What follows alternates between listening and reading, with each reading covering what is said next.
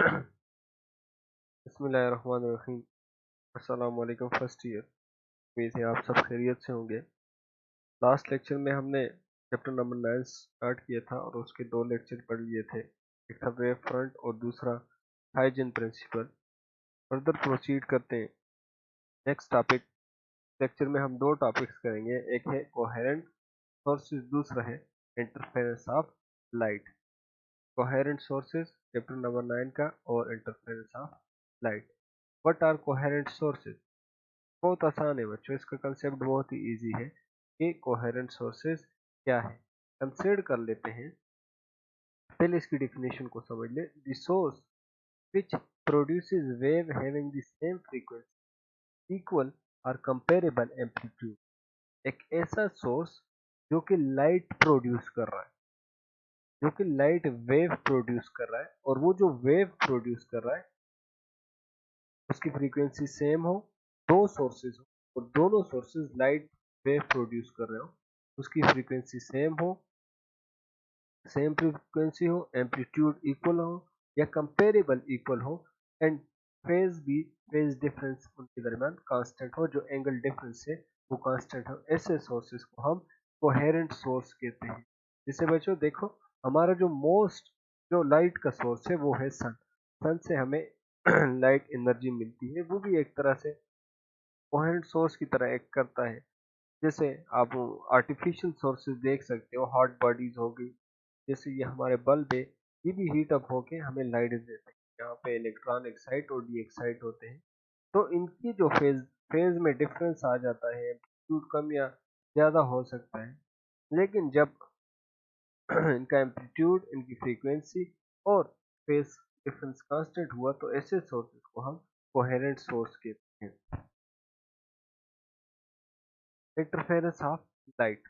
Interference, what is interference? Last lecture में भी हमने पढ़ा था, लास्ट चैप्टर में भी हमने पढ़ा था इंटरफेरेंस ऑफ साउंड वेव के बारे में। बिल्कुल वही कंसेप्ट है, सारी बातें वही है। इंटरफेरेंस ऑफ साउंड वेव में जो थी सारी की बातें यही, वो वाली बातें यहाँ भी यूज। What is interference?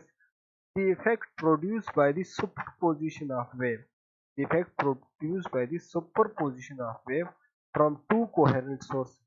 दो कोहेरेंट सोर्सेज है बच्चों, और वो दोनों कोहेरेंट सोर्सेज क्या प्रोड्यूस कर रहे हैं? वो प्रोड्यूस कर रहे हैं वेव प्रोड्यूस कर रहे हैं। और वो जो दो वेव प्रोड्यूस कर रहे हैं, अगर वो सुपर इम्पोज हुई एक दूसरे पे आई, तो उनकी वजह से जो इफेक्ट प्रोड्यूस हो वो हम इंटरफेरेंस ऑफ लाइट कहते हैं। is the effect produced by the superposition of wave from two coherent sources passing through the same region। ये देख ले बच्चों, ये जो निचली वाली दो वेव्स है, ये कंसिडर कर ले कि कोहेरेंट सोर्सेज से एमिट हुई है ये दो वेव, और ये दो वेव्स एक दूसरे पे सुपर इम्पोज हुई है। जब ये सुपर इम्पोज हुई है, इनकी वजह से ये जो सबसे ऊपर वाली वेव है, ये इफेक्ट हमारे पास आया। इसी तरह इस फिगर में भी देख ले, दो वेव सुपर इम्पोज हुई, जो इफेक्ट आया वो हमारे पास स्ट्रेट लाइन आया। यहाँ पे एम्पलीट्यूड इंक्रीज हुआ, यहाँ पे एम्पलीट्यूड जीरो ही हो गया। ये हम आगे समझते हैं कि ये एम्पलीट्यूड इंक्रीज कैसे हुआ, यहाँ पे जीरो कैसे हुआ, तो डिस्कस भी किया था, और इस फिगर को भी हम एक्सप्लेन करते हैं ब्रीफली। अब इंटरफेरेंस को ऑब्जर्व करने के लिए कुछ कंडीशन है। पहली कंडीशन ये है, the light wave must come from to coherent sources. ये वो जो लाइट वेव है वो कहाँ से आनी चाहिए? कोहेरेंट सोर्सेज से आनी चाहिए।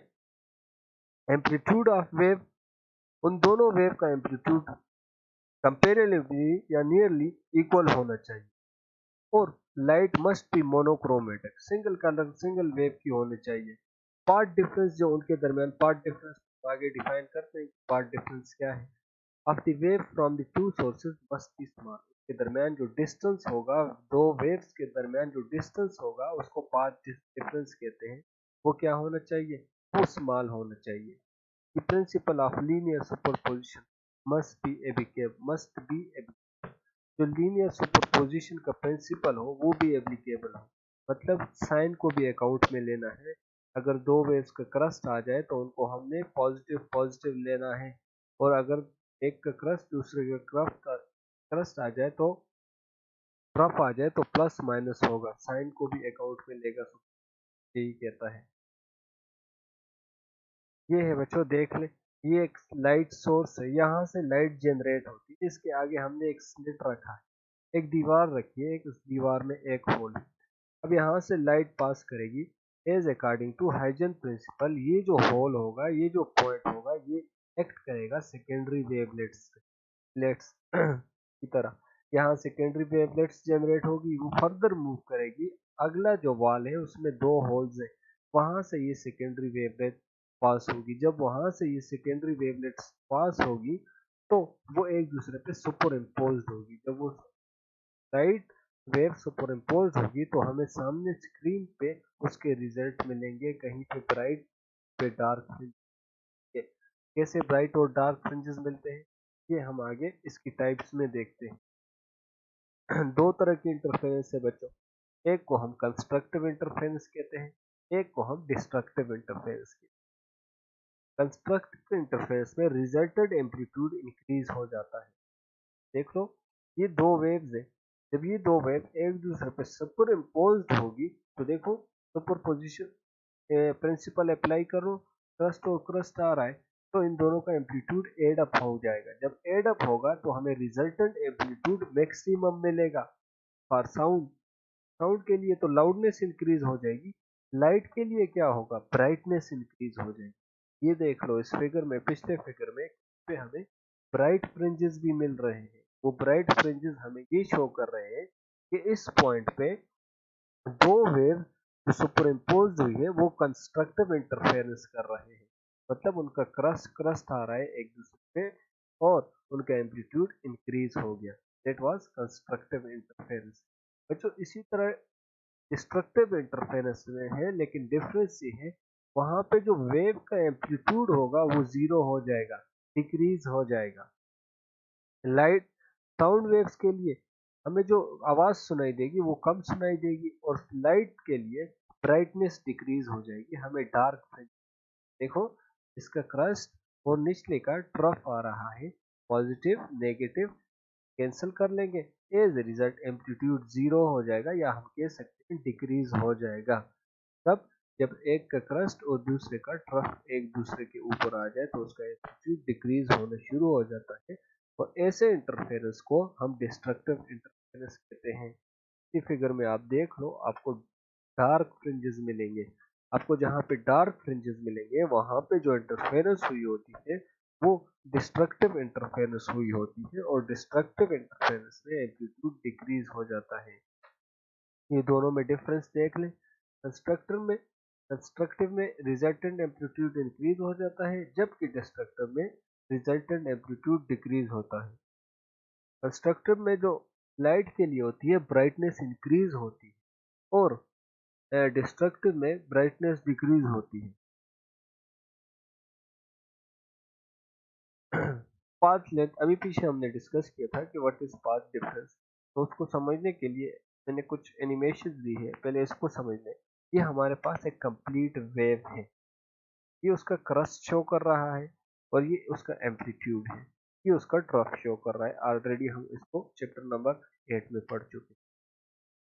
इनके इसका जो पाथ लेंथ होगा, जो इस वेव का पाथ लेंथ होगा उसको हम वेव लेंथ कहते हैं, और ये जो सामने वेव दिखाई गई है, इसका पाथ लेंथ किसके बराबर है, लेमडा के बराबर है, 1 वेव लेंथ के बराबर है।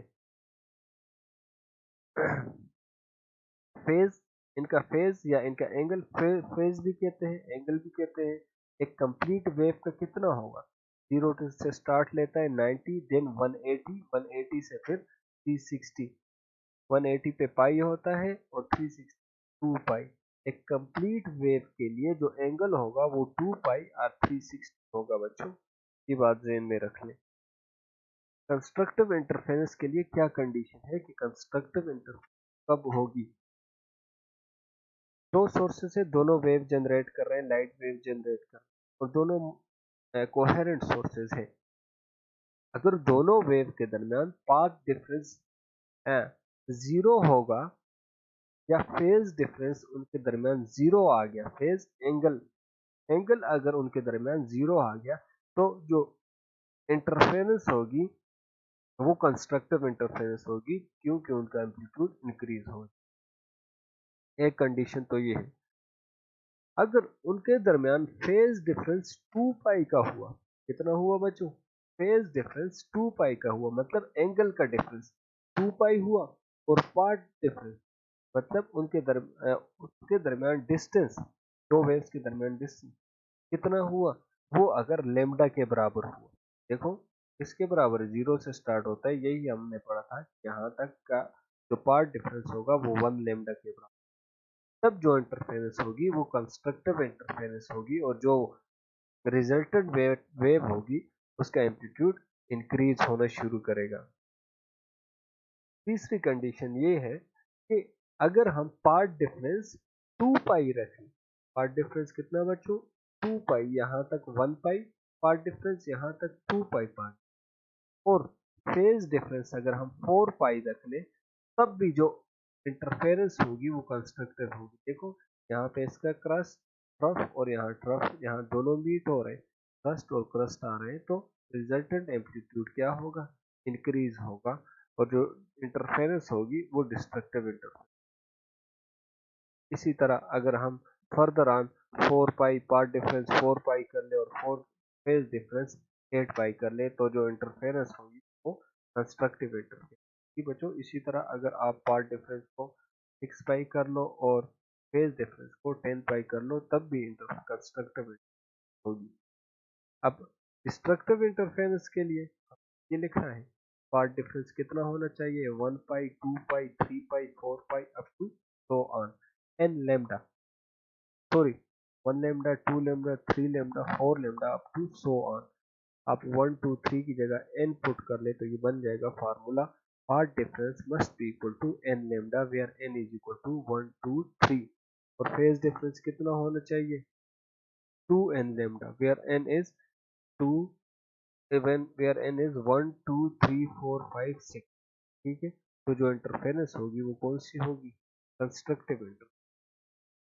इसी तरह कंडीशन है कुछ डिस्ट्रक्टिव इंटरफेरेंस के लिए, कि डिस्ट्रक्टिव इंटरफेरेंस कब होगी? जब उनके दरमियान पाथ डिफरेंस कितना हो? लेमडा बाय 2, हाफ लेमडा हो, और फेज एंगल का डिफरेंस कितना हो? पाई हो। अब देख लो, एक का क्रस्ट दूसरे का ट्रफ आ रहा है, तो एम्पलीट्यूड क्या होना शुरू हो जाएगा? डिक्रीज होना शुरू हो जाएगा, और जो इंटरफेरेंस होगी वो डिस्ट्रक्टिव इंटरफेरेंस होगी। इसी तरह अगर हम जो डिफरेंस है वो कितना कर ले? लेमडा 3 लेमडा डिवाइडेड बाय 2, आप एड अप कर लेना, lambda by 2 plus lambda by 2 कितना हो जाएगा? 3 लेमडा बाय 2, और फेज डिफरेंस पहले कितना था? लेमडा, अब लेमडा बाय 2, तो कितना हो जाएगा? 3 लेमडा हो जाएगा। ठीक है बच्चों, एड अप करते जाए, आपको जो इंटरफेरेंस होगी वो डिस्ट्रक्टिव इंटरफेरेंस होगी। इसी तरह अगर हम phase path difference 5 lambda divided by 2 कर ले, और फेज डिफरेंस कितना कर ले? 5 पाई कर ले।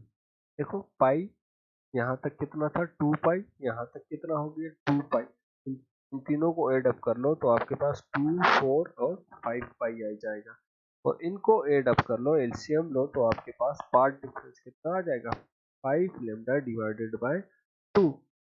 आप देख सकते हो कस्ट और क्रफ्ट मिलने बाय सुपरपोजिशन प्रिंसिपल उनका एम्पलीट्यूड डिक्रीज होगा, और जो इंटरफेरेंस होगी वो डिस्ट्रक्टिव इंटरफेरेंस होगी।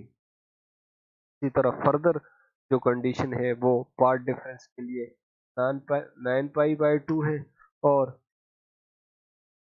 फेज डिफरेंस के लिए 9 पाई है। जो इंटरफेरेंस होगी वो डिस्ट्रक्टिव होगी। सबको एड अप कर ले तो आपको ये values, this is the result. हम फार्मूला कौन सा यूज कर सकते हैं डिस्ट्रक्टिव इंटरफेरेंस के लिए? m plus 1 divided by 2 into lambda. m क्या है बच्चों? यहाँ पे m 1 2 3 4 5 नंबर है। इसी तरह m plus 1 divide by 2 two pi, where m is 1 3 5 7, odd number है। अच्छा बच्चों 1 3 5 7, और यहाँ भी ऑड नंबर है 1 3 5 7, और जो इंटरफेरेंस होगी तो कौन सी इंटरफेरेंस होगी? Destructive interference. यही बातें बच्चों अगले टॉपिक्स में, सारे टॉपिक्स में यही कंस्ट्रक्टिव और डिस्ट्रक्टिव इंटरफेरेंस को डिस्कस किया है, इसलिए इसको आप अच्छी तरह सुन लें बुक से भी देख ले, कोई पॉइंट समझ ना आ जाए बुक से भी देख के पढ़ ले, ताकि आपको अच्छे से समझ आ जाए। इंशाल्लाह सी यू नेक्स्ट लेक्चर। अल्लाह हाफिज।